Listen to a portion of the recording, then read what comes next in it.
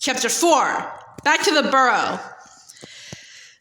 By 12 o'clock the next day, Harry's school trunk was packed with the school things and all his most prized possessions. The invisibility cloak he had inherited from his father, the broomstick he had gotten from Sirius, the enchanted map of Hogwarts he had been given by Fred and George Weasley last year. He had emptied his hiding place under the loose floorboard of all food, double-checked every nook and cranny of his bedroom for forgotten spellbooks or quills, and taken down the chart on the wall counting down the days to September the 1st, on which he liked to cross off the days remaining until his return to Hogwarts. The atmosphere inside number 4 Privet Drive was extremely tense. The imminent arrival at their house of an assortment of wizards was making the Dursleys uptight and irritable. Uncle Vernon had looked downright alarmed when Harry informed him that the Weasleys would be arriving at 5 o'clock the very next day. "I hope you told them to dress properly, these people," he snarled at once. "I've seen the sort of stuff you lot wear. They better have the decency to put on normal clothes, that's all."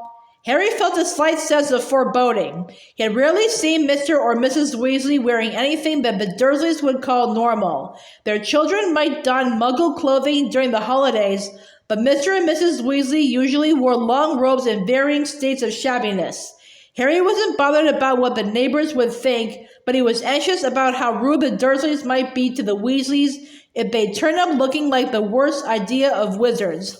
Uncle Vernon had put on his best suit. To some people, this might have looked like a gesture of welcome, but Harry knew it was because Uncle Vernon wanted to look impressive and intimidating. Dudley, on the other hand, looked somehow diminished. This was not because the diet was at last taking effect, but due to fright. Dudley had emerged from his last encounter with a fully grown wizard with a curly pig's tail poking out of the seat of his trousers, and Aunt Petunia and Uncle Vernon had to pay for its removal at a private hospital in London. It wasn't altogether surprising, therefore, that Dudley kept running his hand nervously over his backside and walking sideways from room to room so as not to present the same target to the enemy. Lunch was an almost silent meal. Dudley didn't even protest at the food, cottage cheese and grated celery. Aunt Petunia wasn't eating anything at all. Her arms were folded, her lips were pursed, and she seemed to be chewing her tongue as though biting back the furious diatribe she longed to throw at Harry. "They'll be driving, of course?" Uncle Vernon barked across the table. Said Harry. He hadn't thought of that. How were the Weasleys going to pick him up? They didn't have a car anymore. The old Ford Anglia they had once owned was currently running wild in the Forbidden Forest at Hogwarts. But Mr. Weasley had borrowed a Ministry of Magic car last year. Possibly he would do the same today? "I think so," said Harry. Uncle Vernon started into his mustache. Normally, Uncle Vernon would have asked what car Mr. Weasley drove. He tended to judge other men by how big and expensive their cars were. But Harry doubted whether Uncle Vernon would have taken to Mr. Weasley even if he drove a Ferrari. Harry spent most of the afternoon in his bedroom. He couldn't stand watching Aunt Petunia peer out through the net curtains every few seconds, as though there had been a warning about an escaped rhinoceros. Finally, at 4:45, Harry went back downstairs and into the living room. Aunt Petunia was compulsively straightening cushions. Uncle Vernon was pretending to read the paper, but his tiny eyes were not moving, and Harry was sure he was really listening with all his might for the sound of an approaching car. Dudley was crammed into an armchair, his porky hands beneath him, clamped firmly around his bottom. Harry couldn't take the tension. He left the room and went and sat on the stairs in the hall, his eyes on his watch and his heart pumping fast from excitement and nerves. But 5 o'clock came and then went. Uncle Vernon, perspiring slightly in his suit, opened the front door, peered up and down the street, then withdrew his head quickly. "They're late," he snarled at Harry. "I know," said Harry. "Maybe, the traffic's bad or something. 5:10, then 5:15. Harry was starting to feel anxious himself now. At 5:30, he heard Uncle Vernon and Aunt Petunia conversing in terse mutters in the living room. "No consideration at all. We might have had an engagement." Maybe they think they'll get invited to dinner if they're late. Well, they most certainly won't be, said Uncle Vernon, and Harry heard him stand up and start pacing the living room. They'll take the boy and go. There'll be no hanging around.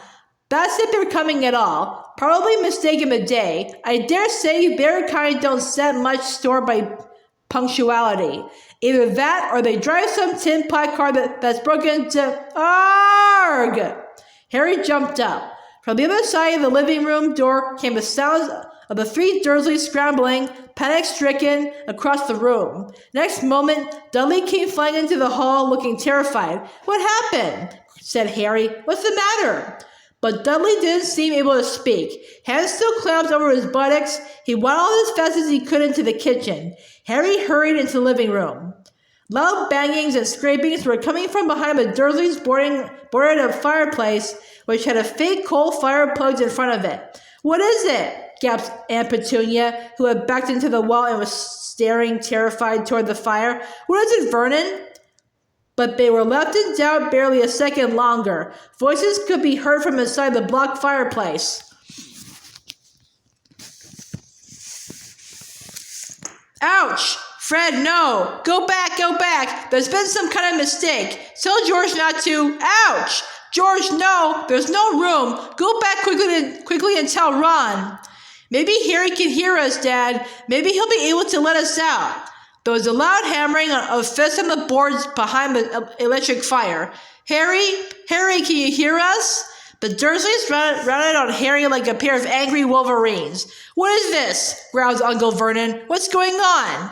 They tried to get here by flue powder, said Harry, fighting a mad desire to laugh. They can travel by fire. Only you've blocked the fireplace. Hang on. He approached the fireplace and called through the boards. Mr. Weasley, can you hear me? The hammering stopped. Somebody inside the chimney piece said, Shh. Mr. Weasley, it's Harry. The fireplace has been blocked up. You won't be able to get through there. Damn. Darn, said Mr. Weasley's voice. What on earth do they want to block up a fireplace for? They've got an electric fire, Harry explained. Really? Said Mr. Weasley's voice excitedly. Eclectic, you say? The plug? Gracious, I must see that. Let's think. Ouch, Ron. Ron's voice now joined the others. What are we doing here? Has something gone wrong? Oh, no, Ron, came Fred's voice very sarcastically. No, this is exactly where we wanted to end up.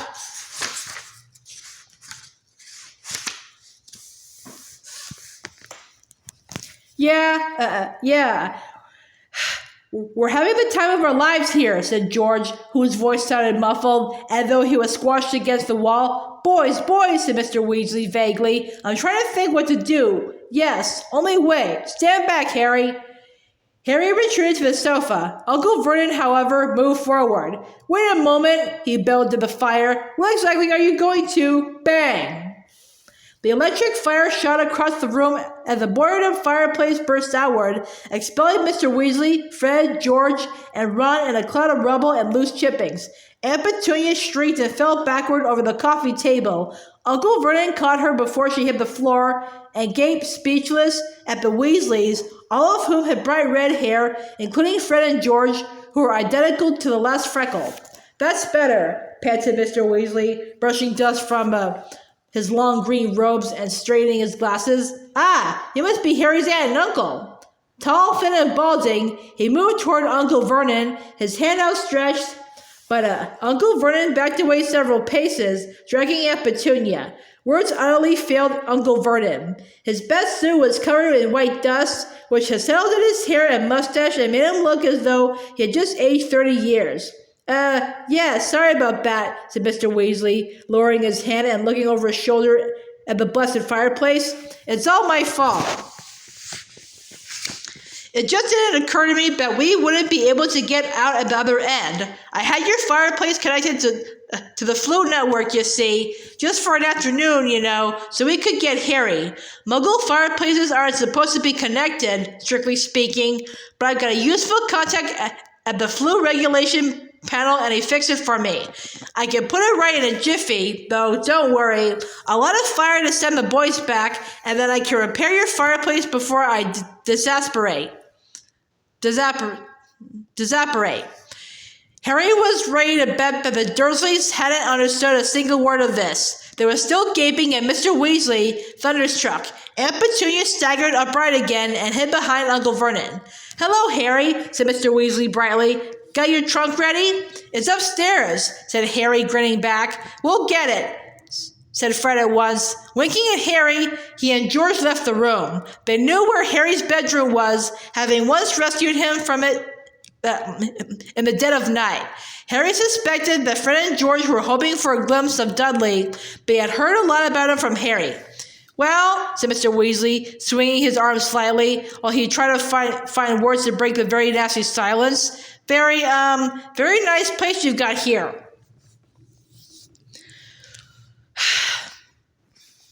And the usually spotless living room was now covered with dust and bits of brick. This remark didn't go down too well with the Dursleys. Uncle Vernon's face purpled once more, and Aunt Petunia started chewing her tongue again. However, they seemed too scared to actually say anything.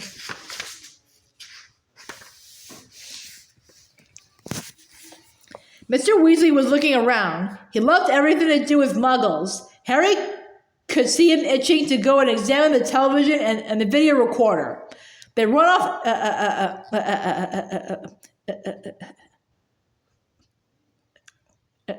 a Caltricity, do they? He said nausically. "Ah, yes, I can see the plugs. I collect plugs," he added to Uncle Vernon, "and batteries. Got a very large collection of batteries. My wife thinks I'm mad, but there you are." Uncle Vernon clearly thought Mr. Weasley was mad too. He moved ever so slightly to the right, screening at Petunia from view, as though he thought Mr. Weasley might suddenly run at them and attack. Dudley suddenly appeared in the room. Harry could hear the clunk of his trunk on the stairs and knew that the sounds had scared Dudley out of the kitchen.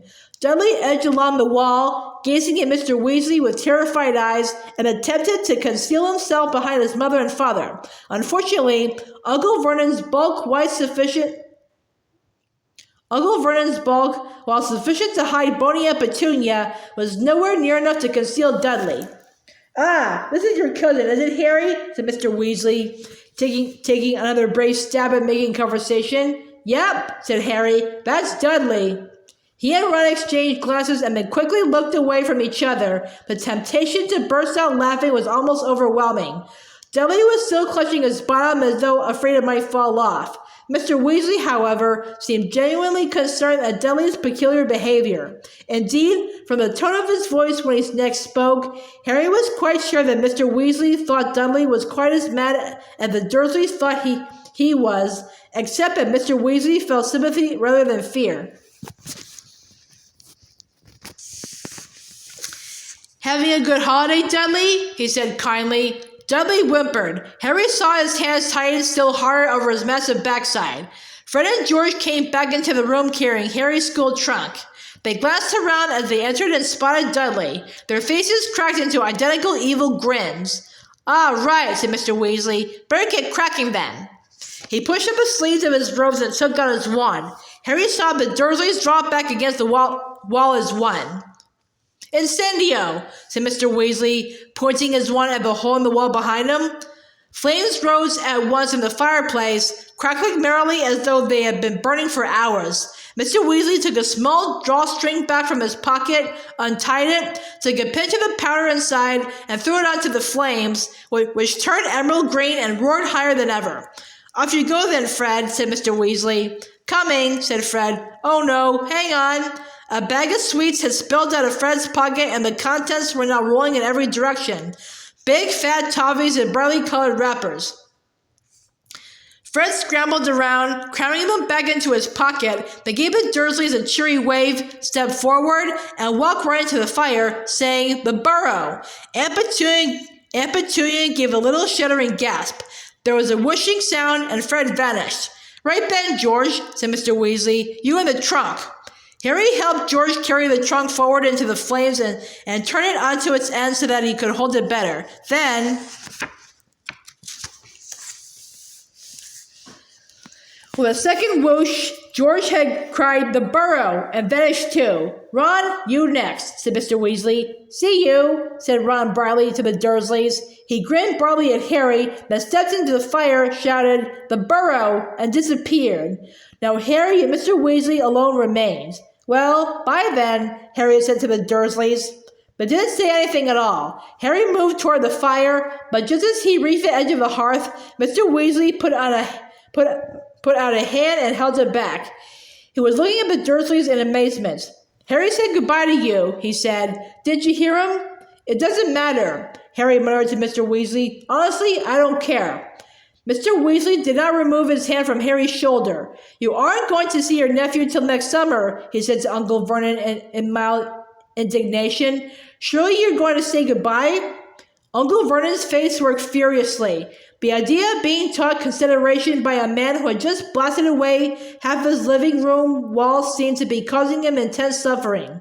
But Mr. Weasley's wand was still in his hand, and Uncle Vernon's tiny eyes darted to it once before he said, very resentfully, Goodbye then. See you, said Harry, putting one foot forward into the green flames, which felt pleasantly like warm breath. At that moment, however, a horrible gagging sound erupted behind him, and Aunt Petunia started to scream. Harry wheeled around. Dudley was no longer standing beside his parents. He was kneeling beside the coffee table, and he was gagging and sputtering on a foot-long, purple, slimy thing that was protruding from his mouth. One bewildered second later, Harry realized that the foot-long thing was Dudley's tongue, and that a brightly colored toffee wrapper lay on the floor before him. Aunt Petunia hurled herself onto the ground beside Dudley, seized the end of his swollen tongue, and attempted to wrench it out of his mouth. Unsurprisingly, Dudley yelled and sputtered worse than ever, trying to fight her off. Uncle Vernon was bellowing and waving his arms around, and Mr. Weasley had a shout to make himself heard. Not to worry, I can sort him out, he yelled, advancing on Dudley with his wand outstretched. But Aunt Petunia screamed worse than ever and threw herself on top of Dudley, shielding him from Mr. Weasley. No, really, said Mr. Weasley desperately. It's a simple process. It was the toffee. My son Fred, real practical joker, but it's only an engorgement charm. At least I think it is. Please, I can correct it. But far from being reassured, the Dursleys became more panic-stricken. Aunt Petunia was sobbing hysterically, tugging Dudley's tongue as though determined to rip it out. Dudley appeared to be suffocating under the combined pressure of his mother and his tongue, and Uncle Vernon, who had lost control completely, seized a china figure from on top of the sideboard and threw it very hard at Mr. Weasley, who ducked, causing the ornament to shatter in the blasted fireplace. No, really, said Mr. Weasley angrily, brandishing his wand. I'm trying to help. Bellowing like a wounded hippo, Uncle Vernon snatched up another ornament. Harry, go! Just go! Mr. Weasley shouted, his wand at Uncle Vernon. I'll sort this out. Harry didn't want to miss the fun, but Uncle Vernon's second ornament narrowly missed his left ear, and on balance he thought it best to leave the situation in Mr. Weasley. He stepped into the fire, looking over his shoulder as he said, the Burrow. His last fleeting glimpse of the living room was of Mr. Weasley blasting a third ornament out of Uncle Vernon's hand with his wand, Aunt Petunia screaming and lying on top of Dudley, and Dudley's tongue lolling around like a great slimy python. But next moment, Harry had begun to spin very fast, and the Dursleys' living room was whipped out of sight in a rush of emerald green flames.